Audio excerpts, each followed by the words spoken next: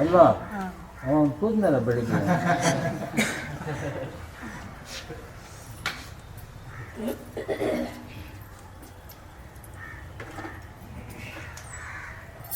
अंजन देय न ज्ञान का अंधा भया बनाय, अंजन देय न ज्ञान का अंधा भया बनाय, अंधा भया बनाय, वैद की बात न माने, विषय बयाला खाय, करे संजम ना जाने. ಇದು ಪರಂ ಸಂತ ಸದ್ಗುರು ಪಲ್ಟುದಾಸರ ವಾಕ್ಯ ಇತ್ತು. ವೈದ್ಯನ ರೋಗಕ್ಕೆ ಔಷಧ ಕೊಡ್ತಾನೆ, ಅದಕ್ಕೆ ಹೊತ್ತೆ ಹಿಡಿದು ಪಾನ ಮಾಡಿದರೆ ಕಾಯಿಲೆ ಹೋಗ್ತದೆ. ಹಾಗೆ ಗುರು ಸಹ ಭವರೋಗವನ್ನು ಬಿಡಿಸಲಿಕ್ಕಾಗಿ ಔಷಧ ಕೊಡ್ತಾನೆ. ಅದನ್ನು ಸಂಯಮದಿಂದ, ಶ್ರದ್ಧೆಯಿಂದ, ಶಿಸ್ತಿನಿಂದ ಉಪಯೋಗ ಮಾಡಿಕೊಂಡಾಗ ಮಾತ್ರ ನಮ್ಮ ಕಾಯಿಲೆ ಗುಣ ಆಗುತ್ತೆ, ಭವರೋಗ ಹೋಗ್ಬೋದು. ಅದಕ್ಕೆ ಸಕ್ರಮವಾಗಿ ಉಪಯೋಗ ಮಾಡಲಿಲ್ಲ, ಮರ್ತೇ ಬಿಟ್ಟಿವಿ ಅಂದರೆ ನಮ್ಮ ಅಜ್ಞಾನ ರೂಪವಾದಂಥ ಕತ್ತಲೆ ಹೆಂಗೆ ಹೋಗ್ತದೆ. ಸೂರ್ಯನ ಉದಯವಾದರೂ ಕೂಡ ಕರೆ ಕಂಬಳಿ ಹೊತ್ಕೊಂಡು ಮಲ್ಕೊಂಡ್ಬಿಟ್ರೆ ಬೆಳಕಲ್ಲಿ ಬರ್ತದೆ. ಒಂದೊಂದು ಹಾಗೆ ಮಾಡ್ತಾವೆ. ಬೆಳಕಾಗಿ ತಲೆ ಮೇಲೆ ಸೂರ್ಯ ಬಂದರೂ ಎದ್ದೇಳೋದಿಲ್ಲ. ಆಲಸ್ಯ ಅಂತಕ್ಕಂತಹ ರೋಗ ಹಿಡಿದದ್ದು ನಮಗೆ. ಅದಕ್ಕೆ ಹೊರಗಡೆ ಔಷಧಿ ಇಲ್ಲ, ಒಳಗೆ ಔಷಧಿ ಕೊಡಬೇಕು. ಅದು ಗೊತ್ತಿದ್ದಕ್ಕೆ ಕೇವಲ ಸಾಧು ಸಂತರಿಗೆ ಮಾತ್ರ. ಅದಕ್ಕೆ ಉಪಯೋಗ ಮಾಡಿದರೆ ಆ ಆಲಸ್ಯದ ರೋಗ ಹೋಗ್ತದೆ, ಅವನಲ್ಲಿ ಆ ಚೈತನ್ಯ ಶಕ್ತಿ ಜಾಗೃತಿ ಆಗ್ತದೆ. ಅವನ ಅಜ್ಞಾನದ ದಶೆಯಿಂದ ಸುಜ್ಞಾನದ ಕಡೆಗೆ ಬರ್ತಾನೆ. लालच रोगिया करे, वैद को दोष लगावे, तनिक नहीं विश्वास, आंकी कहवा से पावई. ಇವನಿಗೆ ವಿಶ್ವಾಸೇ ಇಲ್ಲ. ವೈದ್ಯನಲ್ಲಿ ಕರೆದು ಹೋಗಿ ಔಷಧಿ ಕೊಡಿಸಿದ್ರು ಸಹ, ವೈದ್ಯನ ಔಷಧಿ ಕೊಟ್ಟರೂ ಸಹ ಇವನಿಗೆ ವಿಶ್ವಾಸ ಇಲ್ಲ.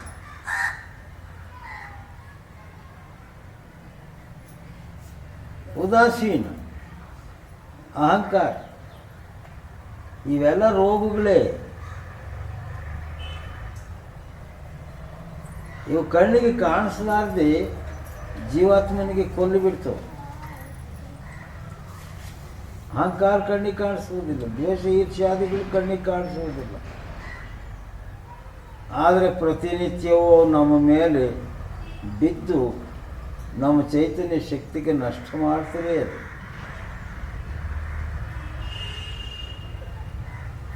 ಇಂಥ ಹೀನ ಪರಿಸ್ಥಿತಿಗೆ ನೋಡಿ ಸಾಧು ಸಂತರು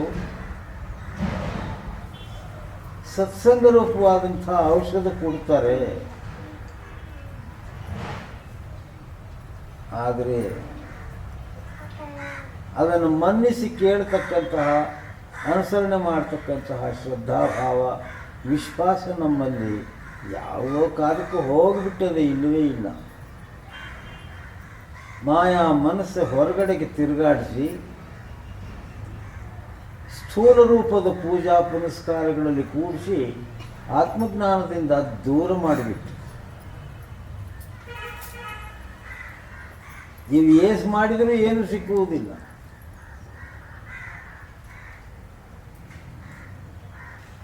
ಮೂರು ಹೊತ್ತು ಮಡಿ ಅಂದರೆ ಏನು, ನೀರು ಖರ್ಚಾಯ್ತು. ಅವನು ಒಳಗಿದ್ದು ಕೊಳೆ ಏನು ಹೋಗಲಿಲ್ಲ, ಹಂಗೆ ಅದು ಮನಸ್ಸಿನ ಚಂಚಲತ್ವೇನು ಹೋಗಲಿಲ್ಲ, ವ್ಯರ್ಥವಾಗಿ ನೀರು ಖರ್ಚಾಗಿ ಹೋಯ್ತು.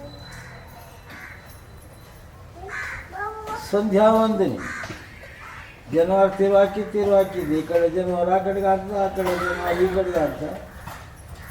ಯಾತ್ರೆದು ಸಿಕ್ಕಲಿಲ್ಲ, ಕಡೆ ಕುತ್ತಿಗೆಗೆ ಹಾಕೊಂಡು ಉರ್ಲು ಹಾಕೊಂಡು ಇಷ್ಟು. ಸದ್ಗುರುವಿನ ಜ್ಞಾನದ ಶಕ್ತಿ ಏನಿದೆ ಅದು ನಮ್ಮ ಮೇಲೆ ಪ್ರಯೋಗ ಮಾಡ್ತಾನೆ, ಅದಕ್ಕೆ ಜನಿವಾರ ಅಂತ ಹೆಸರು.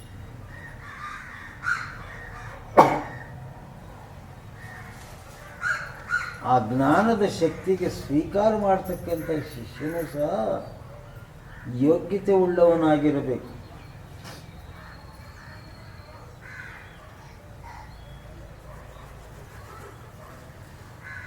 ಅವನಲ್ಲಿ ಆ ಯೋಗ್ಯತೆ ಇಲ್ಲಂದ್ರೆ ಆ ಶಕ್ತಿ ಏನು ಮಾಡ್ತದೆ? 5 ಕ್ಯಾಂಡ್ಲ್ ಬಲ್ಬ್ನಲ್ಲಿ 100 ಕ್ಯಾಂಡ್ಲ್ ಪವರ್ ಬಿಟ್ಬಿಟ್ರೆ ಏನಾಗ್ತದೆ? ಹೇಗೆ ಹೋಗ್ಬಿಟ್ಟು ಬಲ್ಬ್ ಸುಟ್ಟು ಹೋಗ್ತದೆ. ಸದ್ಗುರು ನಮ್ಮ ಶಕ್ತಿಯನ್ನು ನೋಡಿ ಅದಕ್ಕೆ ಸರಿ ಹೋಗುವಂತಹ ವ್ಯವಸ್ಥೆಯನ್ನು ಮಾಡಿಕೊಂಡು ನಮ್ಮ ಆತ್ಮಶಕ್ತಿ ಏನು, ಬುದ್ಧಿಶಕ್ತಿ ಏನು, ದೇಹಶಕ್ತಿ ಏನು, ಇವುಗಳನ್ನೆಲ್ಲ ನೋಡಿ ಆ ಔಷಧ ಕೊಡ್ತಾನೆ, ಆ ನಾಮೋಪದೇಶದ ಔಷಧ ಕೊಡ್ತಾನೆ. ಅದನ್ನು ಉಪಯೋಗ ಮಾಡುವ ಕ್ರಮ ಹೇಳ್ತಾನೆ. ಇವನು ಲೌಕಿಕದ ನಾಲಸೆ ಒಳಗೆ ಬಿದ್ದು ಅದಕ್ಕೆ ಬಿಟ್ಬಿಟ್ರೆ ಏನು ಮಾಡಕ್ಕೆ ಬರ್ತದೆ? ಪ್ರಪಂಚದ ಆಗು ಹೋಗುಗಳನ್ನು ಒಂದು 3 ತಿಂಗಳು ಬಿಟ್ಬಿಡಪ್ಪ ಅಂತಾನೆ ಪಥ್ಯ. ನೀನು ಹೇಳಕ್ಕೆ ಮುಂಚೆನೇ ಬಿಟ್ಬಿಟ್ಟಿದ್ದೀನಿ ಸ್ವಾಮಿ ಅಂತ. ಆದರೆ ಏನೂ ಬಿಟ್ಟಿರುವುದಿಲ್ಲ.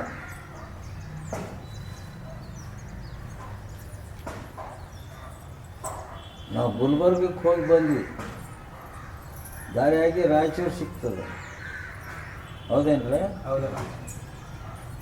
ಅಲ್ಲಿ ಟಿಫನ್ ಮಾಡೋಣ ಅಂದರು. ಅಲ್ಲಿ ಒಂದು ಹೋಟ್ಲಿಗೆ ಹೋದ್ರು.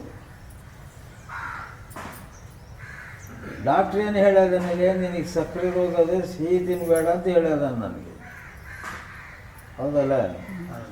ಆದರೆ ಅಲ್ಲಿ ಕೇಸರಿ ಬಾತುಕ ಅಂತೈತೆ, ಬಿಡಕ್ಬಾರ್ದು, ಹಾಕ್ಬಿಟ್ವಿ. ಅಲ್ಲಿ ಕೇಸರಿ ಬಾತ್ ತಿಂದ್ವಿ.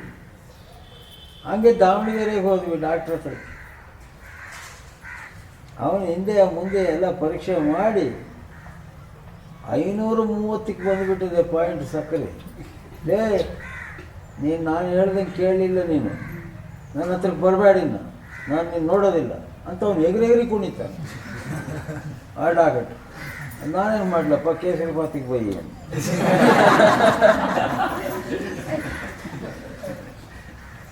ಪಥ್ಯದಲ್ಲಿ ಇಲ್ಲ, ರೋಗ ಹೋಗಂದ್ರೆ ಹೆಂಗೆ ಹೋಗ್ತದೆ? ಹಾಗೆ ಪಾರಮಾರ್ಥದಲ್ಲಿ ನಡೀತಕ್ಕಂತಹ ಸಾಧಕರು ಭಾಳ ಶಿಸ್ತಿನಿಂದ ಪಥ್ಯದಲ್ಲಿ ಇರಬೇಕು.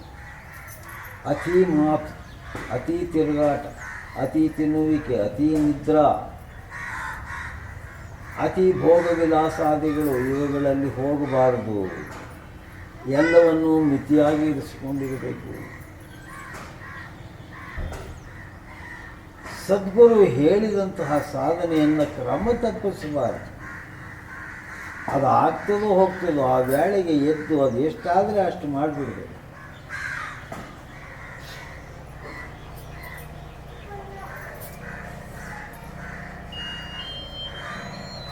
ಜ್ಞಾನದೇವರ ತಮ್ಮ ಸೋಪಾನದೇವ ಜಗನ್ನಾಥ ಪಂಡಿತ್ ಅಂತೇಳಿ ಒಬ್ಬರಲ್ಲಿ ಹೋಗಿ ವಿದ್ಯೆ ಕಲಿತಿರ್ತಾನೆ. ಗುರು 6 ಮೈಲಿ ದೂರದಲ್ಲಿರ್ತಾನೆ. ಶಿಷ್ಯನಿಗೆ ಗುರುವಿಗೆ ಅಷ್ಟು ದೂರ. ಬಿಟ್ಟು ಬಂದ್ರೇನು? ರೆಡಿಗುಡ್ಡ bus.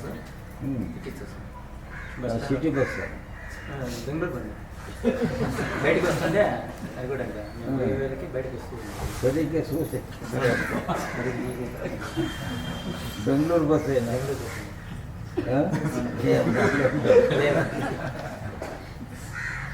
A34 1120 bus number.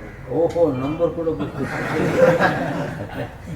Software పోయా తర్వాత బయటికి అది మామూలు పైపు లూజ్ చేసి గేట్ లోపలికి పోతే తిరిగి మామూలు ఏమో చేసుకోవాలి కాంట్రోల్ పద్ధతి.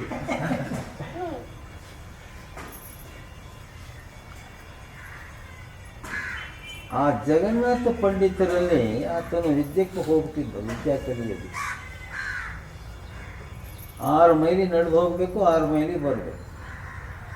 ಆವಾಗ ಸೈಕಲ್ಗಳಿಲ್ಲ, ಬಸ್ಸುಗಳಿಲ್ಲ, ಯಾತ್ರದ್ದು ಇಲ್ಲ, ನಡೆದು ಹೋಗುವುದೇ ಒಂದು ದೊಡ್ಡ ವ್ಯವಸ್ಥೆ. ಅದು ಕಾಲದ ದಾರಿ, ಕಲ್ಲ ಮುಳ್ಳೆ ಇರ್ತಕ್ಕಂಥ ಜಾಗ, ಗಾಳಿ ಹೊತ್ತು ಇದ್ದಂಗೆ ಹೋಗಬೇಕು. ಪ್ರತಿ ದಿವಸವೂ ಸಮಯ ತಪ್ಪಿಸದೆ ಗುರು ಹೇಳಿದ ಟೈಮಿಗೆ ಸರಿಯಾಗಿ ಹೋಗ್ತಿದ್ದಾರೆ. ಅವನ ಮೇಲೆ ಬಹಳ ಪ್ರೇಮ ಗುರುವಿಗೆ. ಇಷ್ಟು ಶ್ರಮ ಬಿದ್ದು ಬರ್ತಾನಲ್ಲ ಇವನು, ಸಣ್ಣ ವಯಸ್ಸಿನ ಅವನು ಕಲಿತಾನೋ ಬಿಡ್ತಾನೋ, ಆದರೆ ಸಮಯವನ್ನು ತಪ್ಪಿಸಲಾರದೆ ಬರ್ತಾ ಇದ್ದಾನಲ್ಲ ಅಂದು ತನ್ನ ಅಂತರದಲ್ಲಿಯೇ ಸಂತೋಷವಿದ್ದು ಆ ಶಿಷ್ಯನ ಮೇಲೆ ಕೃಪೆ ಮಾಡಿಬಿಟ್ಟಿದ್ದಾನೆ. ಎಲ್ಲ ಜ್ಞಾನದ ಸಿದ್ಧಿ ಅವನಿಗಾಗಲಿ. ಮಾಮೂಲಾಗಿ ಒಂದು ದಿವಸ ಸರಿಯಾದ ಟೈಮ್ಗೆ ಈತನು ಹೋಗಿದ್ದಾನೆ. ಗುರುವಿಗೆ ಏನೋ ಒಂದು ವ್ಯವಹಾರದ ಕೆಲಸ ಬಿದ್ದದೆ. ಅವನೇನು ಹೇಳ್ತಾನೆ ಶಿಷ್ಯನಿಗೆ, ಹಾಂ ಆಯಿತು, ಈ ಪಾಠ ಹೇಳಿದ್ದೀನಿ ಅಂದ. 1 ಗಂಟೆ 2 ಗಂಟೆ ಹೇಳುವ ಪಾಠ ಒಂದು 2 ನಿಮಿಷದಲ್ಲಿ ಹೇಳಿ ಅವರು ಯಾವುದೋ ಒಂದು ಅರ್ಜೆಂಟ್ ಕೆಲಸಕ್ಕಾಗಿ ಹೊರಟೋಗ್ಬಿಡ್ತಾರೆ. ಈತನೇನು ಸಂಶಯ ಪಡುವುದಿಲ್ಲ, ಏನು ಇವತ್ತು ಹೀಗೆ ಮಾಡಿದ್ರಲ್ಲ ಗುರುಗಳು ಅಂತ ಹೇಳಿ ಕೂಡ ಅಂದ್ಕೊಳ್ಳಿಲ್ಲ. ಅಷ್ಟೇ ಸರಿ ಅಂಥೇಳಿ ಮತ್ತೆ ವಾಪಸ್ ಹೋಗಿ ಮತ್ತೆ ಮಾರನೇ ದಿವಸ ಸರಿಯಾದ ಟೈಮಿಗೆ ಹೋಗಿ, ನೆನ್ನೆ ಹೀಗಾಯ್ತಲ್ಲ ನಿನ್ನ ಮನಸ್ಸು ಏನಂತು ಅಂತ ಗುರು ಕೇಳಿ, ಏನಿಲ್ಲ ಸ್ವಾಮಿ ಮಾಮೂಲಾಗಿ. ಆ ಸಮಯ ಪಾಲಿಕೆ ಏನಿದೆ ಅದನ್ನು ನೋಡ್ತಿರ್ತಾನೆ. ಪರಮಾತ್ಮನಿಗೆ ಭಕ್ತರ ಭಕ್ತಿಯ ಮೇಲೆ ಲಕ್ಷ್ಯ, ಭಕ್ತನ ಮೇಲೆ ಲಕ್ಷ್ಯ ಇಲ್ಲ. ಇದು ಚೆನ್ನಾಗಿ ತಿಳಿಬೇಕು ನಾವು. ನಿನ್ನ ಭಕ್ತಿ ಹಾಗೆ ನಡೀತಿದೆ ಅನ್ನೋದ್ರ ಕಡೆಗೆ ಅವನು ನೋಡ್ತಿರ್ತಾನೆ. ನೀನು ಬಡವನೋ ಸಾಹುಕಾರನೋ ಏನೋ ಅವನಿಗೆ ಅದೆಲ್ಲ ಬೇಕಿಲ್ಲ, ಆ ಭಕ್ತಿ ಕಡೆಗೆ ನೋಡ್ತಿರ್ತಾನೆ. ಆ ಭಕ್ತಿಯ ವ್ಯವಸ್ಥೆ ತಾನು ಹೇಳ್ದಂಗೆ ನಡೀತಾ ಇದೆ ಅಂದರೆ ಗುರುವಿನ ಕೃಪೆ ಆಗಿ ಹೋಗ್ತದೆ. ನೀನು ಕೇಳಬೇಕಾದ್ದೇ ಇಲ್ಲ. ಅದಕ್ಕೇನು लालच रोगिया करे, वैद को दोष लगावे, तनिक नहीं विश्वास आंकी कहवा से पावे. ಇದು ಸೂಕ್ಷ್ಮವಾದಂಥ ಜ್ಞಾನದ ವಿಚಾರ. ಬಹಳ ಜಾಗೃತಿ ಇರಬೇಕು. ಅದನ್ನು ಗಮನಿಸ್ತಾ ಇರ್ತಾನೆ ಸದ್ಗುರು.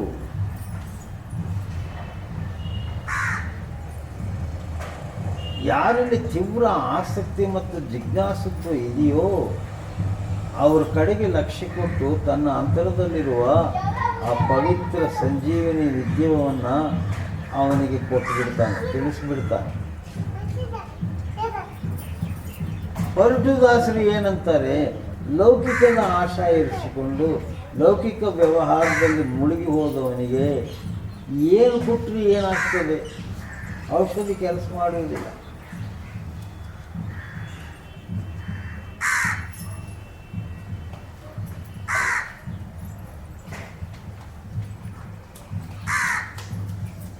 ಇದು ಬಹಳ ಸೂಕ್ಷ್ಮವಾದ ವಿಚಾರ. ಇಷ್ಟು ವರ್ಷಗಳು ನಾನು ಗುರುವಿನಲ್ಲಿ ಹೋದೆ, ನನಗೇನೂ ಆಗಲಿಲ್ಲ ಅಂತಿರ್ತಾರೆ. ಯಾಕೆ ಆಗಲಿಲ್ಲ?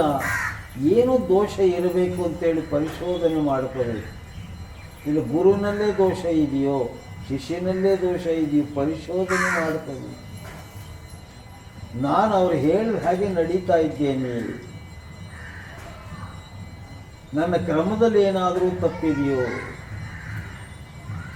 ಪತ್ಯಾಪತ್ಯಗಳ ವಿಚಾರ ಏನಾಗಿರ್ಬೋದು, ವ್ಯತ್ಯಾಸವಾಯಿತು ಏನು ಅನ್ನುವಂತಹ ಜಾಗರೂಕತೆಯಿಂದ ತನ್ನಲ್ಲಿ ತಾನು ಪರಿಶೋಧನೆ ಮಾಡಿಕೊಳ್ತಾ ತನ್ನ ದೋಷಕ್ಕೆ ದೂರಪಡಿಸಿಕೊಂಡು ಗುರು ಹೇಳಿದಂಗೆ ನಡೆದರೆ ಇದು ಸಿದ್ಧಿ ಆಗ್ತದೆ. ಇಲ್ಲಂದರೆ ನೀನು ಯಾವ ಗುರುವಿನಲ್ಲಿ ಹೋದರೂ ಅಷ್ಟೇ. ಸದ್ಗುರು ದಾರಿ ತೋರಿಸ್ತಾನೆ, ನಡೆಯೋನು ನೀನಲ್ಲ. ನೀನು ನಡೀದೆ ಹೋದ್ರೆ ಅವನೇನು ಮಾಡ್ತಾನೆ? ನಾವು ಸ್ಕೂಲ್ಗೆ ಹೋಗ್ತಿರ್ಲಿಲ್ಲ, ಸ್ಕೂಲ್ ಅಂದರೆ ನಮಗೆ ಆಗ್ತಿರಲಿಲ್ಲ. ನಂಜಪ್ಪ ಅಂತ ಜವಾನ ಇರೋನು ಅವಾಗ, ಇವನು ಸ್ಕೂಲ್ ಪ್ಯೂನು. ಅವನ್ನ ಎಳ್ಕೊಂಡು ಬಾರ ಅನ್ನೋರು ನಮ್ಮ ತಂದೆಯವರು. ಸ್ಕೂಲ್ಗೆ ಎಳ್ಕೊಂಡು ಬಸವಳ ಮಗನ. ಇನ್ನು ಯಜಮಾನ ಆಜ್ಞೆ ಮಾಡಿದ್ರೆ ಬಿಡ್ತಾನೆ, ನಂಜಿಗಾನು ಗುಂಜಿ ಎಳ್ಕೊಂಡು ಹೋಗ್ತಿದ್ದ, ಒದ್ದು ಎಳ್ಕೊಂಡು ಹೋಗ್ತಿದ್ದ. ಆದರೂ ನಾನು ಬಾಯಿ ಪಡ್ಕೋತ ದಾರಿ ಉದ್ದಕ್ಕೂ ಹೋಗೋದಿಲ್ಲ. ಆ ದಾರಿ ಅವರು ಎಲ್ಲನೂ ಹೋಗ್ಲಿ ಬಿಟ್ಬಿಡ, ಯಾಕೆ ಒಂದು ಪ್ರಾಣ ತೆಗಿತಿದ್ದ ಅಂತ ಬೇಡ್ಕೊಡು. ಅವ್ರ ತಂದೆ ಹೇಳಿದ್ದಾರೆ, ಅವ್ರ ತಂದೆಗೆ ನನ್ನ ಬುದ್ಧಿ ಇದೆಯಾ, ಅವನಿಗೆ ಬೇಕಿರೋ ವಿದ್ಯೆ ಬಲಾತ್ಕಾರ ಯಾಕೆ ಮಾಡ್ತೀರ, ಬಿಟ್ಬಿಡಯ್ಯ, ದಾರಿ ಉದ್ದಕ್ಕೂ ಹೇಳ್ಕೊಂಡು ಹೋಗ್ತೀವಿ ಪಾಪ ಅನ್ನೋರು. ಅವನು ಬಿಡ್ತಿರ್ಲಿಲ್ಲ. ಅಲ್ಲಿ ಎಳ್ಕೊಂಡು ಹೋದ್ಮೇಲೆ ಕೈ ಕಾಲು ಕಟ್ಟಿ ಹಾಕಿ ಕುಂದಿರ್ಸೋರು. ಇಂಥ ದಟ್ಟಿಸ್ಕೊಳ ಮಗ ನಾನು. ನನಗೆ ವಿದ್ಯೆ ಬಂದ್ರೆ ಹೆಂಗೆ ಬರ್ತದೆ? ಕಡೆಗೆ ನಮ್ಮ ಮೊಂಡತನ ನೋಡಿ ಅವರೇ ಸೋತು ಬಿಟ್ಬಿಟ್ರು. ನೀನು ಕಲ್ತರೆ ಕಲ್ತ್ಕೊಬಿಟ್ರೆ ಬಿಡು ಅಂತ. ಅಬ್ಬಾ ನಮ್ಗೆ ಎಷ್ಟು ಸಂತೋಷ ಆಗೋಯ್ತು ಅಂತಂದರೆ ಕೇಸರಿ ಬಾತ್ ತಿಂದಂಗೆ ಆಗೋಯ್ತು. ಮತ್ತು ವಿದ್ಯೆ ಹೇಗೆ ಬರ್ತದಪ್ಪ? ಯಾವುದೋ ಇದು ಕಾರ್ ತಗೊಳ್ಳುವಾಗ ಅಲ್ಲಿ ಕೇಳ್ತಾನೆ ಕಂಪನಿ, ನೀವು ಏನು ಓದ್ಕೊಂಡಿದ್ದೀರಾ ಅಂತ ಅಲ್ಲಿ ಬರ್ಕೊಡ್ಬೇಕು. ಆ ರೂಲ್ಗಳು ಕೇಳಿ ತಲೆ ತಿರುಗಿ ಹೋಗ್ಬಿಟ್ಟು ನಾವು ತಪ್ಪು ಮಾಡ್ಕೊಂಡಿವಿ. ನಮ್ಮ ರೋಲ್ಸ್ ರಾಯೇ ಸಾಕಾಗಿತ್ತು. ನೀವೆಲ್ಲ ಸೇರ್ಕೊಂಡು ನಾನು ಗಬ್ಬೆಬ್ಸಿದ್ವಿ. ಏನು ಓದಿದ್ದೀರಿ ಅಂತ ಕೇಳಿದ್ರೆ ಏನು ಹೇಳ್ಬೇಕು? ನಾನು ಹೋಗಿದ್ದ ಜಾಗದಲ್ಲೆಲ್ಲ ಸ್ಕೂಲಿಗೆ ಮಣ್ಣು ಹಾಕಿರೋದು ಆಗಲಿ, ಓದಿರೋದೇನೂ ಇಲ್ಲ. ಎಲ್ಲರೂ ಏನು ಅಂದ್ಕೊಂಡಿದ್ರು, ಇವ್ನು ಡಿಗ್ರಿ ಪಾಸ್ ಆಗ್ಯದ. ಯಾವ್ದು ಥರ್ಮಾಮೀಟ್ರ್ ಡಿಗ್ರಿ, ಯಾವ ಡಿಗ್ರಿ ಇಲ್ಲ. ಏನು ಹೇಳ್ಬೇಕು ಅವನ ಹತ್ರ? ಲೋಯರ್ ಸೆಕೆಂಡ್ರಿ ಪಾಸ್ ಆಗಿದ್ದೀನಿ ರೀ ಅಂತ. ಅವನಿಗೆಲ್ಲ ಅಂಡರ್ಸ್ಟ್ಯಾಂಡ್ ಆಗಲಿಲ್ಲ. ಇವಾಗಿಲ್ಲ, ಅದು ಲೋಯರ್ ಸೆಕೆಂಡ್ರಿ ಅನ್ನೋ ಶಬ್ದ ಇಲ್ಲ. ಅದಕ್ಕೇನಂತಾರೋ ಏನೋ ಇವಾಗ 7 ಅಲ್ಲ, 4th ಇಯರ್ ಅದು. ಅದು 4th ಇಯರ್ ಕಾಫಿ ಮಾಡಿ ಪಾಸ್ ಆಗಿರೋದು. 4th ಇಯರ್ ಪಾಸ್ ಆಗಿದ್ದೀನಪ್ಪ ಬರ್ಕೆ ಅಂದೆ.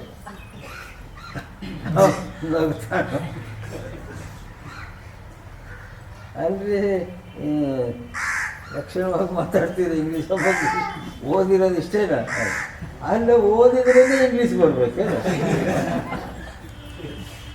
ಅದೇನಂತ ಗಣಧಾರಿ ಭಾಷೆ ಅಲ್ಲಿ ಹೇಳಪ್ಪ. ನಮ್ಮ ಅವ್ವನೂ ಮಾತಾಡ್ತಿದ್ವಿ ಇಂಗ್ಲೀಷ್.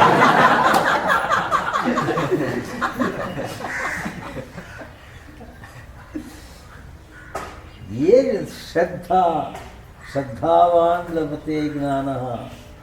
ಯಾವ ಆತನಿಗೆ ಶ್ರದ್ಧೆ ಇದೆಯೋ, ವಿಶ್ವಾಸ ಇದೆಯೋ, ಅವನಿಗಿದು ಬಂದುಬಿಡ್ತದೆ.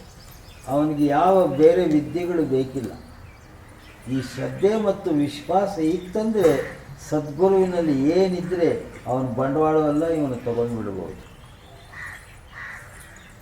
ಅವರಲ್ಲಿ ಇತ್ತು, ಪಲ್ಟುದಾಸರಲ್ಲಿ ಇತ್ತು. ಅದಕ್ಕಾಗಿ ಅವನನ್ನು ಹುಡುಕೊಂಡೇ ಗುರು ಬಂದ.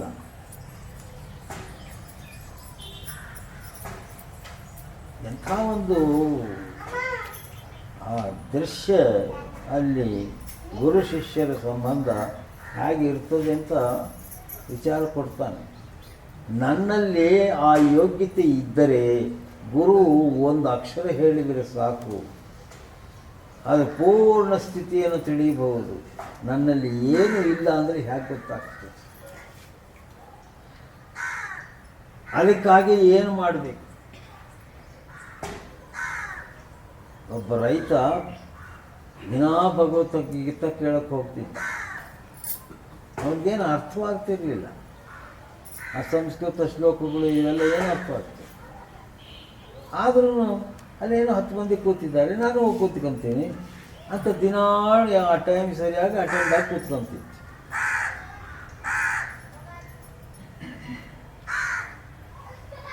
ಅವರು ಭಗವದ್ಗೀತೆ ಹೇಳ್ತಾ ಇದ್ದರೆ ಇವನ ಕಣ್ಣಲ್ಲಿ ನೀರು ಬರ್ತಿತ್ತು. ಎಷ್ಟು ಪ್ರೇಮ ಇವನಿಗೆ! ಮುಗ್ಧನಾದವರು ಕಣ್ಣಲ್ಲಿ ನೀರು ಅನ್ನೋದೇ ನೋಡಲಿಲ್ಲ. ಇವನು ಹೆಂಗೆ ಪಾಪ ಧಾರಾಕಾರ ಕಣ್ಣಲ್ಲಿ ನೀರು ಸುರಿತಾ ಇದೆಯಲ್ಲ ಅವನಿಗೆ. ಇವನು ಚೆನ್ನಾಗಿ ಅರ್ಥ ಮಾಡ್ಕೊಂಡಿರಬೇಕು. ಅದು ಯಾಕಪ್ಪ ನಿಮ್ಗೆ ಏನಾಗಿದೆ ಅಳ್ತಿ ಇದೆಯಲ್ಲ? ಏನಿಲ್ಲ ಸ್ವಾಮಿ, ಆ ಕೃಷ್ಣ ಪರಮಾತ್ಮನನ್ನು ಯುದ್ಧ ಭೂಮಿಯಾಗಿ ತಂದು ದುರ್ಮಾರ್ಗರ ಕೈನಲ್ಲಿ ಬಾಣಗಳಿಂದ ಹೊಡೆಸಿ ಅವನ ಮೈಗೆ ಗಾಯಗಳಾಗುವಂಗೆ ಹೊಡೆಸ್ತಾ ಇದ್ದೀರಲ್ಲ, ನಿಮ್ಗೇನಾದ್ರೂ ಹೃದಯ ಇದೆಯೇ, ಬುದ್ಧಿ ಇದೆಯೇ ನಿಮಗೆ? ಆ ರಕ್ತ ಸುರಿತಾ ಇದೆ ಕೃಷ್ಣ ಪರಮಾತ್ಮನಿಗೆ, ಬಾಧೆ ಪಡ್ತಾ ಇದ್ದಾನೆ.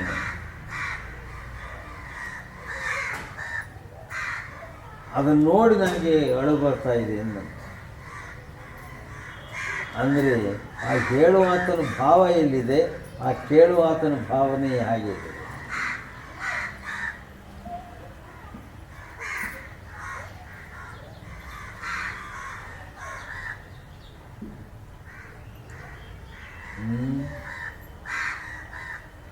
ನರಸಿಂಹಾವತಾರದ ಸಿನಿಮಾ ಬಂದಿತ್ತು, ತುಮಕೂರಿನಲ್ಲಿದ್ವಿ ಅವಾಗ.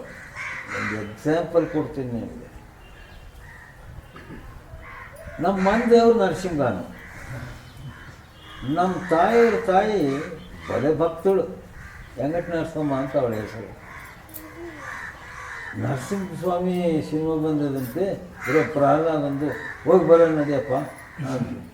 ಅವಾಗ 2 ಆಣಿ ಟಿಕೆಟು. 2 ಆಣಿ ಅಂದರೆ ನಿಮ್ಗೇನು ಗೊತ್ತಾಗ್ತದೆ? ನೋಡಿದ್ದೀರಾ ಆಣಿಲ್ಲ? ನೋಡೇ ಇಲ್ಲ ನೀವು. ಆವಾಗ 2 ಆಣಿ, 16 ಆಣಿ ಅಂದರೆ ₹1. 2 ಆಣಿ ಕೊಟ್ಟು ಹೋಗಿ ಕೂತ್ಕೊಂಡು ಇನ್ನು ನರಸಿಂಹಸ್ವಾಮಿ ಬರ್ತಾನೆ ಅಂದರೆ ನಮ್ಮ ಮುದುಕಿ ಏನು ಮಾಡಿದ್ಲ, ತೆಂಗಿನಕಾಯಿ, ಕರ್ಪೂರ, ಊದ್ಕಡ್ಡಿ, ಬಾಳೆಹಣ್ಣು ಇವೆಲ್ಲ ತಗೊಂಡು ಬಂದ್ಬಿಟ್ಟದೆ. ಕೈ ಕೊಟ್ಲೆ, ಇದು ನೆಲಕ್ಕೆ ಮುಗಿಸ್ಬೇಡ, ಹಂಗೆ ಹೇಳ್ಕೊಂಡಿರ್ಬೇಕು ಅಂತ ಮಾಡಿ ಹಾಳಾಗೋಗ. ಅದನ್ನು ಹಂಗೆ ಹೇಳ್ಕೊಂಡು ಹೋಗಿ. ಅದು ರಾಜಾ ಟಾಕೀಸ್ ಅಂತ, ಮಂಡಿಪೇಟೆ. ಸಾಕಾರ್ಮಿಗೆ ಏನಾದ್ರು ಗೊತ್ತೇನೋ? ಗೊತ್ತಪ್ಪ. ಇದೆ. ಅದ್ರಾಗ ಹೋಗ್ಬಿಟ್ಟು 2 ಆಣಿ ಕೊಟ್ಟರೆ ಗೊತ್ಕೊಂಡ್ಬಿಟ್ಟು ಬಂದ. ನೋಡಪ್ಪ ನರಸಿಂಹಗೆ ಅನುಕಂಬ ಹೊಡ್ಕೊಂಡು ಯಾವಾಗ ಎದ್ದೋಳಾಗ್ಯದಳು ಪರ್ದೆ ಹತ್ರ ಏನಕ್ಕೆ ಹೋಗಿ ಆ ಕರ್ಪೂರ ಹಚ್ಚಿ, ಊದ್ಕಡ್ಡಿ ಹಚ್ಚಿ, ತೆಂಕಾಯಿ ಬಡ್ದು, ಸ್ವಾಮಿ ನಮ್ಮ ಮೇಲೆ ದಯ ಇಡಪ್ಪ ಅಂತ ಮಕ್ಕಿದ ಅಡ್ಡ ಎಲ್ಲರೂ ನೋಡಿ ಆಶ್ಚರ್ಯ ಪಡ್ತಾರೆ. ಇದೇನಪ್ಪ ಆ ಭಾವನೆ ಹೇಗಿದೆ? ಅದು ಸಿನಿಮಾ ಸುಳ್ಳು, ಅದು ಬೆಳೆ ಪರ್ರೆ ಮೇಲೆ ಬೊಂಬೆಗಳಾಡೋದು ಸುಳ್ಳು ಅನ್ನೋದು ಆ ಲಕ್ಷ್ಯವಿಲ್ಲ. ನಿಜವಾಗಿಯೂ ಪರಮಾತ್ಮನು ಬಂದಿದ್ದ.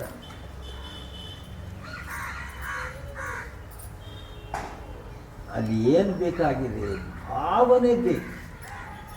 ಅದನ್ನು ನೋಡ್ತಿರ್ತಾನೆ ಗುರು. ಯಾವನ ಅಂತರದಲ್ಲಿ ಆ ಸತ್ಸಂಗ ಬೋಧನೆ ಮಾಡುವಾಗ ಯಾರ್ಯಾರ ಭಾವನೆ ಹೇಗಿದೆ ಅಂತ ಪರೀಕ್ಷೆ ಮಾಡಿಕೊಳ್ತಿರ್ತಾನೆ. ಅದರಲ್ಲಿ ಪಾಸ್ ಆದರೆ ಸಾಕು.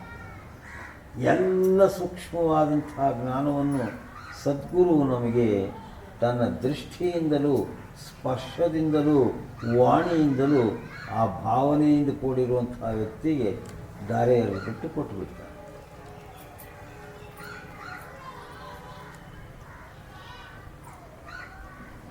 ಅಂಥದ್ದೊಂದು ಸ್ಥಿತಿಯನ್ನು ಹೇಳ್ತಾರೆ. ಭಕ್ತರು ಹೇಗಿರ್ತಾರೆ, ಆ ಭಕ್ತರ ಬಗ್ಗೆ ಪರಮಾತ್ಮನಾಗಲಿ ಗುರುವಾಗಲಿ ಹೇಗಿರ್ತಾರೆ.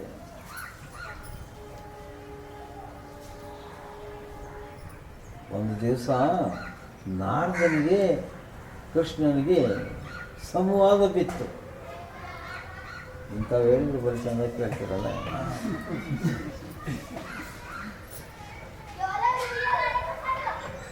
ಹೇ ಕೃಷ್ಣ, ಎಲ್ಲಕ್ಕಿಂತ ದೊಡ್ಡ ವಸ್ತು ಯಾವುದಪ್ಪ ಅಂತ ಕೇಳ್ತಾನೆ ನಾರದ. ಕೃಷ್ಣ ಏನಂತಾನೆ, ಭೂಮಿ ಕಣಯ್ಯ ಅಂತ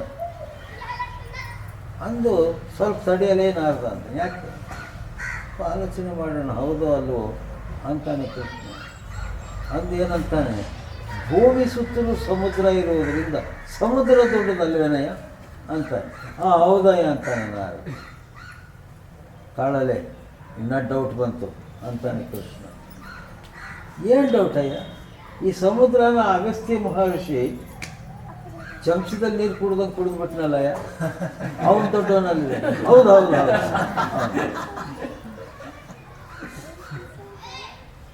ಎಲ್ಲ ಯಾಕೋ ಅನುಮಾನ ಬರುತ್ತೆ ಕಣಲ್ಲಿ ನಾದ್ಗೆ. ಏನು ಆ ಅಗಸ್ತ್ಯ ಆಕಾಶದಲ್ಲಿ ಒಂದು ನಕ್ಷತ್ರ ರೂಪದಲ್ಲಿ ಇದ್ದಾನೆ ಕಣೆ, ಆದ್ದರಿಂದ ಆಕಾಶ ದೊಡ್ಡದು ಅಂದ. ಹೌದು ಹೌದು ಹೌದು ಅಂದ ನಾನು.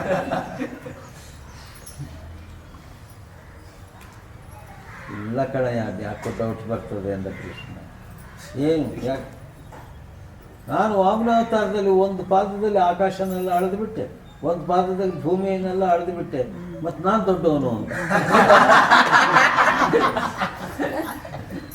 ಆಗ ನಾರದ ಏನಂತಾನೆ, ನೀನಲ್ಲ ದೊಡ್ಡವನು, ಯಾವಾತನು ದೊಡ್ಡವನು ಹೇಳ್ತೀನಿ ಕೇಳು. ಏನದು? ನಮ್ಮ ಹೃದಯದ ಡಯಾಮೀಟ್ರ್ ಎಷ್ಟಿದೆ? ಒಂದು ಹಿಡಿಕೆ ಎಷ್ಟು, ಹೌದಾ? ಈ ಭೂಮಿ ಆಕಾಶಕ್ಕೆಲ್ಲ ಒಂದೊಂದು ಪಾದದ ಅಳತೆ ಮಾಡಿದಂಥ ನಿನ್ನಂಥ ಸರ್ವಂತರ್ಯಾಮಿಯನ್ನು ಆ ಸಣ್ಣ ಹೃದಯದೊಳಗೆ ಅಡಗಿಸಿಟ್ಕೊಂಡಿದ್ದಾನಲ್ಲ ಭಕ್ತ, ಅವನು ದೊಡ್ಡನಲ್ಲೇ.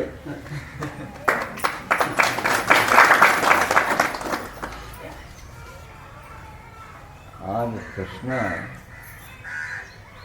ಅದನ್ನು ನಿನ್ನ ಬಾಯಿನಲ್ಲೇ ಹೇಳಿಸ್ಬೇಕು ಅಂತ ನಾನಿದ್ದೆ, ಹೇಳಿದೆ ನೋಡಿ ನಾನು. ಅಂದರೆ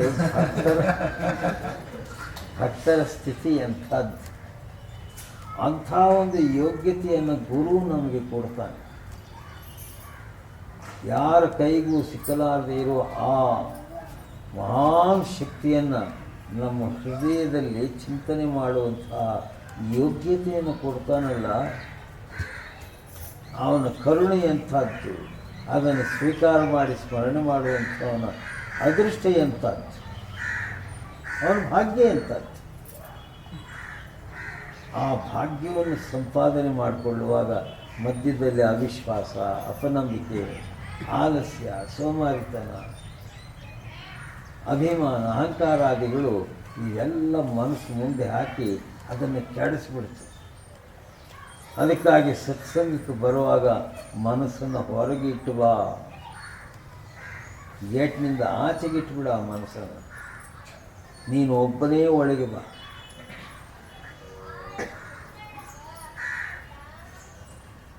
ಧ್ಯಾನ ಅಭ್ಯಾಸ ಸ್ಮರಣೆ ಮಾಡುವಾಗ ನೀನು ಒಬ್ಬನೇ ಅದಕ್ಕೆ ಮಾಡ್ತಾ ಇರು, ಅದರೊಳಗೆ ಮನಸ್ಸನ್ನು ಪ್ರವೇಶಿಸಬೇಡ, ಅದಕ್ಕೆ ಅವಕಾಶವೇ ಕೊಡಬೇಡ. ಹೀಗೆ ನಮಗೆ ಆ ಯುಕ್ತಿಯನ್ನು ತಿಳಿಸ್ತಾ ಆ ಜ್ಞಾನದ ಬೋಧೆ ಮಾಡ್ತಾನೆ ಗುರು. एक होय तो कहौ गाँव का गावै बिगरा, दिवसै दीपक बारी पाप का से ते डगरा. ಎಂಥ ಮಾತು ಹೇಳಿದರು. ರಾತ್ರಿ ವೇಳೆಗೆ ದೀಪ ಹಚ್ಚಿದ ಬೆಳೆ ಮಾಡ್ಕೊಳ್ಳೋದು ಒಂದು ಧರ್ಮ, ಹಗಲಲ್ಲಿ ದೀಪ ಯಾಕೆ ಹಚ್ಚಕ್ಕೆ ಹೋಗ್ತೀನಿ?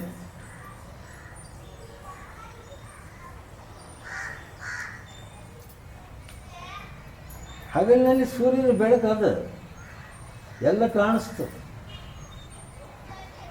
ರಾತ್ರಿ ವೇಳೆಗೆ ಕಾಣುವುದಿಲ್ಲ ದೀಪ ಹಚ್ಚಿ. ನಾವು ಹಗಲಿನಲ್ಲಿ ದೀಪ ಹಚ್ಚಿದ್ವಿ, ರಾತ್ರಿಯಾಗಿ ಆರಿಸ್ಬಿಟ್ವಿ. ಕತ್ತಲೆ ಹಗಲಿನಲ್ಲಿ ಅನಾವಶ್ಯಕತೆ ದೀಪ ಬೇಕಿಲ್ಲ. ಅಂದರೆ ನಿನಗೆ ಸಂಘದಲ್ಲಿ ಇದ್ದ ವೇಳೆಗೆ ನಿನ್ನ ಆಲೋಚನಾ ಅಂತಕ್ಕಂಥ ವಿಚಾರ ಬೇಕಿಲ್ಲ. ನೀನು ಸುಮ್ಮನೆ ಅಲ್ಲಿ ಕೇಳುವವನಾಗು. ಆ ಕೇಳುವುದೇ ಒಂದು ದೊಡ್ಡ ತಪಶ್ಚರ್ಯ. ಆ ಕೇಳುವುದರಲ್ಲಿ ಫೇಲ್ ಆಗಿಬಿಟ್ರೆ ಮಾಡುವುದಿನ್ನೇನೋ ನಮ್ಮಿಂದ ಸಾಧ್ಯ. ಅದಕ್ಕಾಗಿ ಮೊದಲು ಊರಲ್ಲಾಗಿ ಪಾಠ ಹೇಳ್ತಿರ್ತಾನೆ ಗುರು, ಅದನ್ನು ಶ್ರದ್ಧೆಯಿಂದ ಕೇಳಬೇಕು. ಯಾವುದೇ ಪಾಠವಾಗಲಿ ಶ್ರದ್ಧೆಯಿಂದ ಕೇಳಬೇಕು. ಆಮೇಲೆ ಏನು ಮಾಡಬೇಕು, ಅದನ್ನು ಮನನ ಮಾಡಬೇಕು. ನಾನು ಏನು ಕೇಳಿದೆ, ಏನು ಮರೆತು ಬಿಟ್ಟಿದ್ದೀನಿ ಅಂತ ಮತ್ತೆ ಮತ್ತೆ ಮತ್ತೆ ಮತ್ತೆ ಅದನ್ನು ಮನನ ಮಾಡ್ತಾ ಇರಬೇಕು. ಆಗ ಅದು ಏನಾಗ್ತದೆ ಅಂದರೆ ನಮ್ಮ ನರನಾಡಿಗಳಲ್ಲಿ ಪ್ರವೇಶಿತವಾಗಿ ನಾವು ಮಾಡದೆ ಹೋದರೂ ಅದು ನಡೀತಿರ್ತದೆ. ಅದನ್ನೇ ಏನಂತಾರೆ ಸಹಜ ಯೋಗ. ಆಗ ಮೃತ್ಯುವಿನ ಸಮಯದಲ್ಲಿ ಬುದ್ಧಿ ಭ್ರಮಣೆಯಾಗಲಾರದೆ ಬುದ್ಧಿ ಸ್ಥಿರ ಇದ್ದು ನೀನು ಸ್ಮರಣೆ ಮಾಡ್ತಾ ಭಗವಂತನ ಸನ್ನಿಧಾನ ಸೇರ್ಕೊಳ್ತೀವಿ.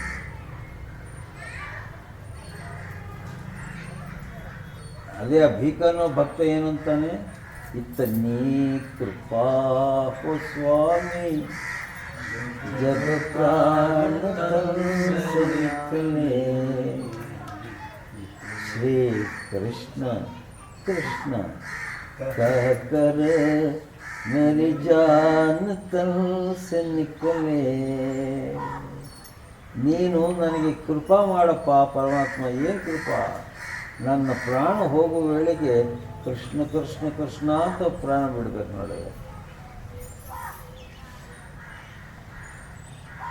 ಅಂತ ಕೇಳ್ಕೊಂಡಿದ್ದಾರೆ. ನಾವು ಇದು ಯಾವತ್ತಾದರೂ ಇದನ್ನು ಕೇಳ್ಕೊಂಡಿದ್ದೀವ ಅಂತ ನಮಗೆ ಪ್ರಶ್ನೆ ಹಾಕಬೇಕು. ನಾವೆಲ್ಲ ಪರಮಾರ್ಥವೇ ಮಾಡ್ತಾ ಇದ್ದೀವಲ್ಲ. ಪ್ರಾಣ ಹೋಗುವ ವೇಳೆಗೆ ಆ ಸದ್ಗುರು ಕೊಟ್ಟಂಥ ನಾಮಸ್ಮರಣೆ ನೆನಪಿಗೆ ಬರಲಪ್ಪ ಅಂಥೇಳಿ ಯಾರಾದರೂ ಅಂದ್ಕೊಂಡಿದ್ದೀರಾ? ಪ್ರಳಯ ವಸ್ತುಂದಿ ಅಂತ ಅಂದ್ಕೊಂಡಿಲ್ಲ, ಇದು ಅಂದ್ಕೊಳ್ಳಿಲ್ಲ. ಪ್ರಳಯ ಬಂದರೆ ಪ್ರಳಯದಿಂದ ತಪ್ಪಿಸಿಕೊಳ್ಳುವ ಶಕ್ತಿನ ಆ ನಾಮದಲ್ಲಿ ಇದೆಯಲ್ಲ. ಮತ್ತು ಅದರ ನೆನಪೇನಾದರೂ ಬಂತ? ಇಲ್ಲ. ಪ್ರಳಯ ಬಂತಪ್ಪೋ ಏನು ಮಾಡಬೇಕು, ಅವು ಇವತ್ತಿಂದು ಸಾಯ್ಬೇಕು.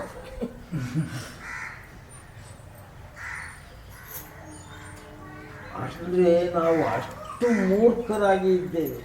ಅಂತ್ಯಕಾಲ ಪ್ರತಿ ದಿವಸವೂ ಬರ್ತಾ ಇದೆ.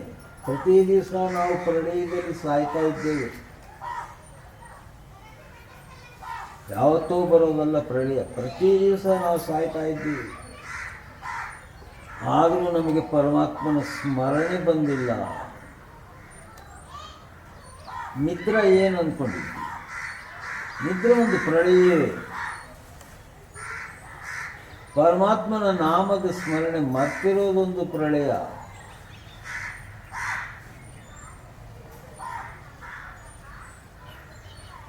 ಅಂದರೆ ನಾವು ಯಾವಾಗೇನು ಪ್ರಳಯದಲ್ಲಿ ಸಾಯ್ತಲೇ ಇದ್ದೀವಿ, ಮತ್ತೆ ಹುಟ್ಟುತ್ತಲೇ ಇದ್ದೀವಿ. ಇದರಲ್ಲಿ ಏನಾದ್ರು ಭಯವಾಗಿದೆ ಅಂದರೆ ಇಲ್ಲ, ಮೊಂಡುತನ ಹಾಕಿಬಿಟ್ಟಿದ್ದೀವಿ. ಯಾವುದೋ ಒಂದು ಪ್ರಳಯ ಅಂದರೆ ಭಯ ಬೀಳ್ತೀವಿ. ಇದೇನಿದ್ದು ಪ್ರಳಯ ಅಲ್ಲವೇ? ನಿದ್ರೇನೋ ನೀನು ಮಾಡಿಬಿಟ್ಟೆ, ನಿನ್ನ ನಾವು ಒಳಗಡೆ ಇರೋನು ಎಬ್ಬಿಸ್ಲಿಲ್ಲ ಅಂದರೆ ಮತ್ತೇನಾಗಬೇಕು ನಿನ್ನ ಗತಿ? ಬೆಳಗ್ಗೆ ರಾತ್ರಿ ಮಾట్లాడుకుంటూ ಕೊಂಡ್ಕೊಂಡು ಮಯ್ಯ తెల్లవారు లేస్తే వీడు ఏం చేసినా లేదు.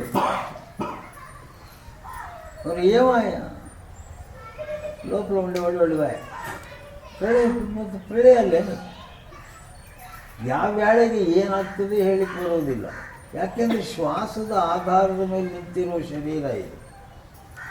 ಈ ಶ್ವಾಸಕ್ಕೆ ಸಾವಿರಾರು ವಿಘ್ನಗಳು ಈ ಪ್ರಪಂಚದಲ್ಲಿ.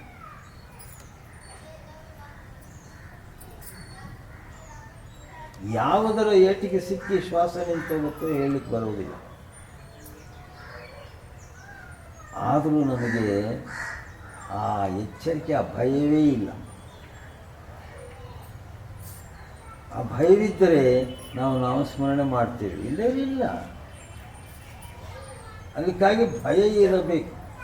ಭಯವಿದ್ದರೆ ಭಕ್ತಿ ಮಾಡ್ತೇವೆ, ಇಲ್ಲದೇ ಹೋದರೆ ಭಕ್ತಿ ಬರುವುದಿಲ್ಲ.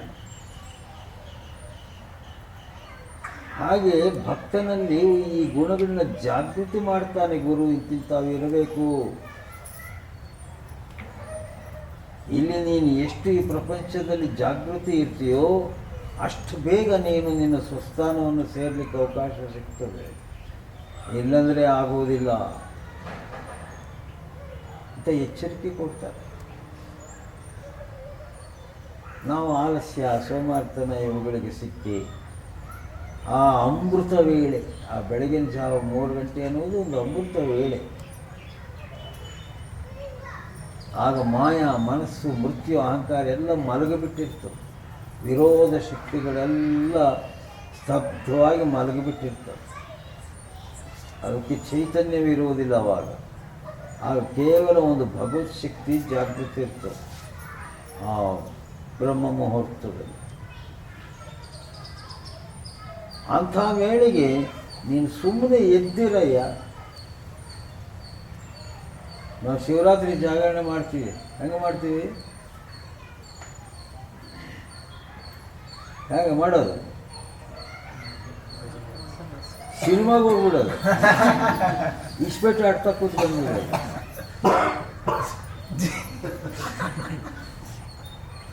ಏನು ನಾವು ಜಾಗರಣೆ ಮಾಡ್ತಾ ಇದ್ದೀವಿ, ಇದು ಜಾಗರಣೆ.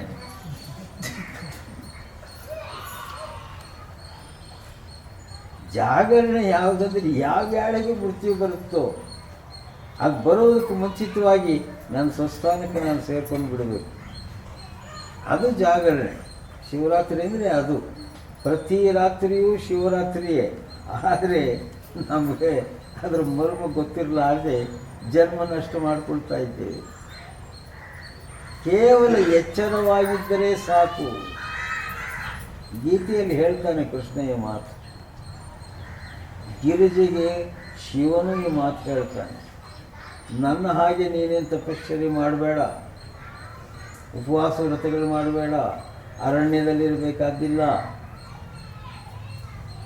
ಏನು ಮಾಡಿರಬೇಕು ಅಂದರೆ ಜಾಗರೂಕತನಾಗಿರಬೇಕು, ಎಚ್ಚರವಾಗಿರಬೇಕು. ಸರ್ವ ಇಂದ್ರಿಯಗಳನ್ನು ಅಧೀನದಲ್ಲಿ ಇರಿಸಿಕೊಂಡ್ರೆ ಎಚ್ಚರಿಕೆ ಬರ್ತದೆ. ಅದು ಇಲ್ಲದೆ ಹೋದರೆ ಎಚ್ಚರಿಕೆ ಇರುವುದಿಲ್ಲ. ಆ ಇಂದ್ರಿಯಗಳೆಲ್ಲವೂ ನಮ್ಮ ಮಾತು ಕೇಳಬೇಕಂದ್ರೆ ನಾವು ಸದ್ಗುರುವಿನ ಆಜ್ಞೆಯನ್ನು ಪರಿಪಾಲನೆ ಮಾಡಬೇಕು. ಸದ್ಗುರುವಿನ ಆಜ್ಞೆಯನ್ನು ಪರಿಪಾಲನೆ ಮಾಡಿದರೆ ಇವೆಲ್ಲವೂ ನಮಗೆ ದಾಸಾನುದಾಸರಾಗಿ ಬಿದ್ದಿರ್ತವೆ. ಮಾಯಾ, ಮನಸ್ಸು, ಅಹಂಕಾರ, ಸರ್ವ ಇಂದ್ರಿಯಗಳು ಕೂಡ ನಮಗೆ ಸೇವಕರಂತೆ ಕೆಲಸ ಮಾಡ್ತವೆ. ಅದಕ್ಕಾಗಿ ಮಾಡಿದರೆ ಗುರು ಭಕ್ತಿ ಮಾಡು. ನಾವು ನೋಡಿದ ಗುರುವಿಗೆ ಇನ್ಯಾವ ದೇವರುಗಳನ್ನು ನಾವು ಕಾಣಿಸಲಿಲ್ಲ. ಇದವೋ ಇಲ್ಲವೋ ಪ್ರತ್ಯಕ್ಷ ಪ್ರಮಾಣವಾಗಿ ಕಂಡಿದ್ದು ಗುರು. ಮಾಡಿದರೆ ಗುರು ಭಕ್ತಿ ಮಾಡು, ಇಲ್ಲದ್ರೆ ಪ್ರಪಂಚ ಮಾಡ್ಕೋತ ಸತ್ರು ಯಾವುದೇ ಒಂದು. ನಾವು ಇದು ಏನು ಮಾಡುವುದಿಲ್ಲ, ಪ್ರಪಂಚನೂ ಸರಿಯಾಗಿ ಮಾಡುವುದಿಲ್ಲ. ಆದರೆ ನಮಗೆ ಶಾಂತಿ ಸಂತೋಷ ಸಿಕ್ಕು ಅಂದರೆ ಯಾಕೆ ಸಿಗ್ತದೆ? पलटू सब संसार के माड़ा गया है छाय, अंजन दे न ज्ञान का अंधा भया बनाय. ಏನಂತಾರೆ ಪಲ್ಟುದಾಸರು? ಹೀಗೆ ಪ್ರಪಂಚವೆಲ್ಲ ಬರೀ ಹೀಗೆ ಅಂಧಕಾರದಲ್ಲಿ, ಅಜ್ಞಾನ ರೂಪವಾದಂಥ ಅಂಧಕಾರದಲ್ಲಿ ಕುರುಡಾಗಿ ಬಿಟ್ಟಿದ್ದಾರೆ.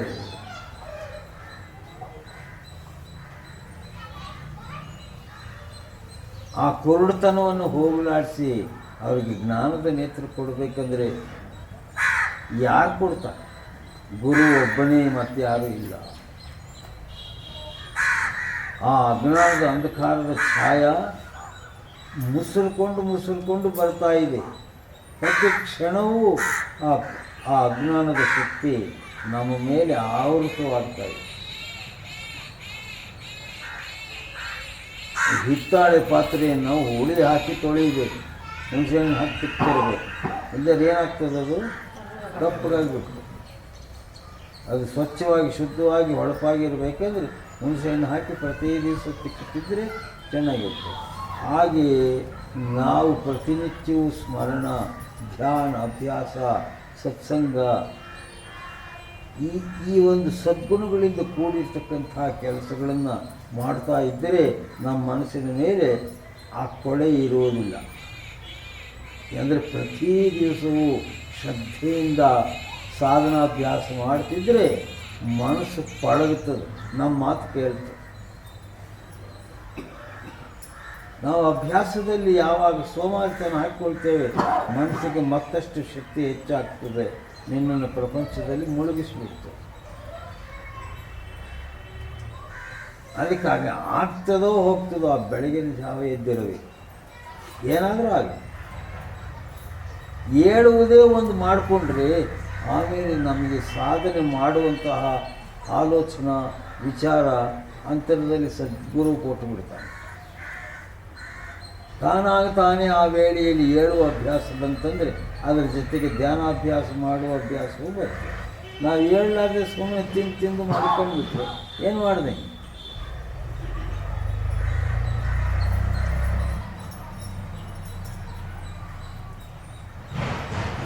ಅದಕ್ಕಾಗಿ ಮಹಾತ್ಮರ ಜೀವನ ಚರಿತ್ರ, ಅವರು ಬೋಧಿ, ಅವರು ಏನು ನಮಗೆ ಹೇಳಿದರು ಇವುಗಳನ್ನು ವಿಚಾರ ಮಾಡ್ಕೋಬೇಕು.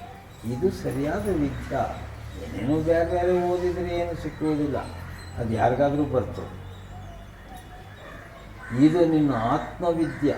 ನೀನು ಜನ್ಮ ಮರಣದಿಂದ ತಪ್ಪಿಸಿಕೊಂಡು ಹೋಗುವಂತಹ ವಿದ್ಯೆ. ಇದಕ್ಕೆ ನೀನು ಉದಾಸೀನ ಮಾಡಿ ಯಾವ್ಯಾವುದೋ ಬೇರೆ ವಿದ್ಯೆಗಳು ಕಲ್ತರೆ ಏನು ಬರ್ತದೆ? ಅದರಿಂದ ಏನು ಪ್ರಯೋಜನವಾಗುವುದಿಲ್ಲ. ಅದಕ್ಕಾಗಿ ಏನಂತಾರೆ ಪೊರಟುದಾಸರು, ಸದ್ಗುರು ನಿನ್ನ ಅಜ್ಞಾನವನ್ನು ತೆಗೆಯಲಿಕ್ಕೆ ಸಿದ್ಧವಾಗಿದ್ದಾನೆ. ನೀನು ಸಿದ್ಧವಾಗಿದ್ದೀಯಾ? ಆ ಕಾಯಿಲೆಯನ್ನು ಹೋಗಲಾಡಿಸ್ಕೊಳ್ಳಿಕ್ಕೆ ಸದ್ಗುರು ಹೇಳಿದಂತೆ ಪಥ್ಯದಲ್ಲಿದ್ದು ಔಷಧಿಯನ್ನು ತಿನ್ನಲಿಕ್ಕೆ ಸಿದ್ಧವಾಗಿದ್ದೀಯಾ?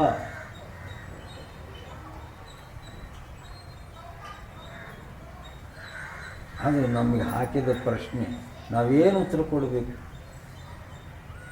ಇಲ್ಲಿಯವರೆಗೂ ಮಾಡಲಿಲ್ಲಪ್ಪ, ಸಿದ್ಧವಾಗಲಿಲ್ಲ. ಇನ್ನು ಮೇಲಾದರೂ ನಾವು ಸಿದ್ಧವಾಗುತ್ತೇವೆ ಅಂದರೆ ಏನಾದರೂ ಒಂದು ದಾರಿ ಸಿಕ್ಕಬಹುದು. ನಾವೇನಂತೇವೆ, ನಮಗೆಲ್ಲ ಗೊತ್ತು ರೀ, ಮಾಡೋಣ ಹೇಳ್ರಿ ಅದಕ್ಕೆ. ಆದರೆ ನಾವು ಮಾಡ್ತೀವಿ ಎಂದು ಹೋದವನು ಯಾವತ್ತೂ ಮಾಡಲಿಲ್ಲ. ಅಹಂಕಾರ ಅಡ್ಡ ಬಂತು, ಹೋಯ್ತು.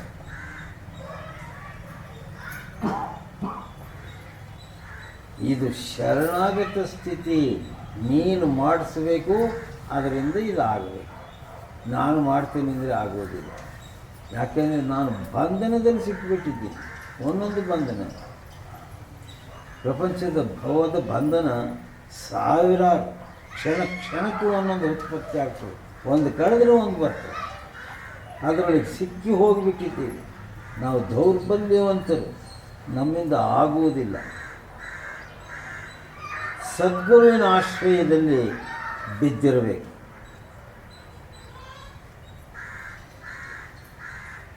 ಅವನ ವಾಕ್ಯದ ಶ್ರವಣ ಇದೆಯಲ್ಲ, ಸದ್ಗುರುವಿನ ವಾಕ್ಯ ಶ್ರವಣ ಶಕ್ತಿ ನಮ್ಮಲ್ಲಿರ್ತಕ್ಕಂಥ ಅಶಕ್ತತೆಯನ್ನು ಹೋಗಲಾಡಿಸಿ ಆ ಧ್ಯಾನಾಭ್ಯಾಸ ಮಾಡುವ ಶಕ್ತಿಯನ್ನು ಅದು ತುಂಬುತ್ತದೆ. ಅದಕ್ಕಾಗಿ ಮಹಾತ್ಮರುಗಳ ವಾಣಿಯನ್ನು ಕೇಳಬೇಕು ಅನ್ನೋದು. ಆ ವಾಣಿಯಲ್ಲಿ ಕೇವಲ ಭಗವತ್ ಶಕ್ತಿಯೇ ಇರ್ತದೆ. ಎಲ್ಲಿ ವಾಸ? ಪರಮಾತ್ಮನ ವಾಸ. ಮಹಾತ್ಮರ ವಾಣಿಯಲ್ಲಿಯೇ ಅವನ ವಾಸ. ಅವರು ನಮ್ಮ ಶ್ರವಣಾನುದ್ವಾರದಿಂದ ಆ ಪರಮಾತ್ಮನನ್ನು ನಮ್ಮ ಹೃದಯದಲ್ಲಿ ಪ್ರವೇಶಿತಪಡಿಸುತ್ತಾನೆ. ಅಲ್ಲಿರುವ ದೋಷಗಳು ದೂರ ಆಗ್ತವೆ. ನಮ್ಮಲ್ಲಿಯೂ ಹೊಸ ಚೈತನ್ಯ ಉತ್ಪತ್ತಿ ಆಗ್ತದೆ. ಇದೆಲ್ಲವೂ ನಮಗೆ ಸತ್ಸಂಗದಿಂದ ಆಗುವ ಲಾಭ. ಇದನ್ನೇ ನಾವು ಉದಾಸೀನ ಮಾಡಿಕೊಂಡ್ರೆ ಮತ್ತೆ ಇದು ನಮಗೆ ಸಿಕ್ಕುವುದಿಲ್ಲ.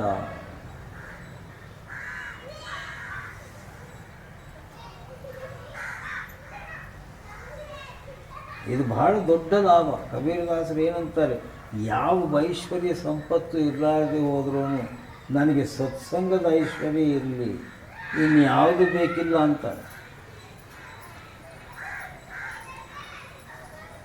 ನನ್ನ ಜಡತ್ವವನ್ನು ದೂರಪಡಿಸಿ ಆ ಚೈತನ್ಯದಲ್ಲಿ ಕೂಡಿಸುವಂಥ ಶಕ್ತಿ ಆ ಸತ್ಸಂಗ. ಅದು ಹೋಯ್ತಂದರೆ ನಾನಿಲ್ಲ ಅಂತ.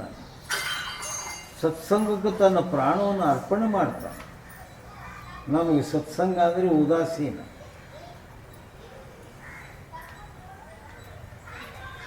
ಜನ್ಮ ಸಾರ್ಥಕ ಮಾಡಿಕೊಳ್ಳುವುದಕ್ಕೆ ಬೇಕಾದಂಥ ನಿಜವಾದ ಯಾವೊಂದು ಸಾಧನೆ ಸತ್ಸಂಗ ಇದೆಯೋ ಅದರಲ್ಲೇ ನಮಗೆ ಅಜಾಗರೂಕತೆ ಮತ್ತು ನಿರುತ್ಸಾಹ ಇದ್ದರೆ ಏನು ಧ್ಯಾನಾಭ್ಯಾಸ ಯಾವನು ಮಾಡ್ತಾನೆ? ಅದಕ್ಕಾಗಿ ಪರೀಕ್ಷೆ ಮಾಡ್ತಾನೆ ಗುರು. ಸತ್ಸಂಗದಲ್ಲಿ ಯಾರ್ಯಾರ ಹೃದಯದಲ್ಲಿ ಆ ಭಾವನೆ ಕ್ರಿಯೇಟ್ ಆಗ್ತಾ ಇದೆ, ಉತ್ಪತ್ತಿ ಆಗ್ತಾ ಇದೆ, ಯಾವನಲ್ಲಿ ಅದು ಜಾಗೃತಿ ಹೊಂದುತ್ತಾ ಇದೆ, ಅದನ್ನು ಪರೀಕ್ಷೆ ಮಾಡ್ತಾ ಸೂಕ್ಷ್ಮವಾಗಿ ಅವನ ಮೇಲೆ ಕೃಪಾ ಮಾಡ್ತಾ ಇರ್ತಾನೆ. ಇದನ್ನು ಯಾರೋ ಒಬ್ಬರು ಭಾಗ್ಯಶಾಲಿಗಳು ತಿಳಿತಾರೆ, ಅವ್ರ ಜನ್ಮ ಸಾರ್ಥಕ ಮಾಡ್ಕೊಳ್ತಾರೆ.